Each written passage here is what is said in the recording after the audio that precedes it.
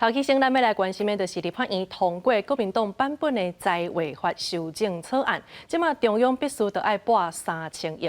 民进党是来批评这就是咧乌白收，互南北部的发展颠倒还阁较无够平均。总统赖清德是表示讲，这立法院是硬通过3项法案，无经过充分的讨论，已经失去人民做主的意义。修正通过。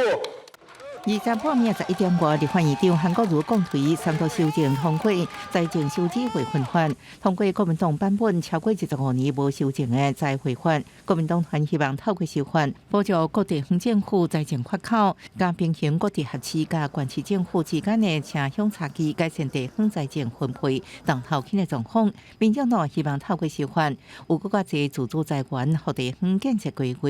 不过，民进党指挥质疑这摆修法版本。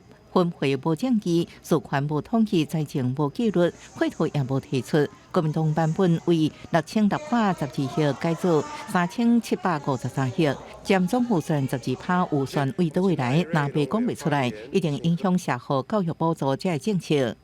8个版本在1个小时内提出来，所以看出来蓝白在这边的仓促立法，甚至没有做准备，连原来多少经费都还是在搭边算才出来。第一个。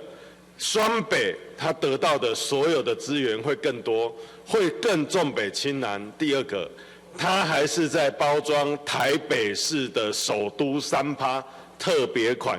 劳动统治透早伫面册表示，立法院强行通过3项法律，无经过充分讨论，无顾民意，选罢法不断人民监督国会权力，宪诉法实际隔空宪法法庭运作，侵害司法独立。财违法修法通过了后，中央政府只有数十亿的收入，一定会严重败退国防预算，危害国家安全。民主的纷争要用更较大的民主来解决，必然希望斗阵汇聚更较大的力量，守护民主台湾。记者综合报道。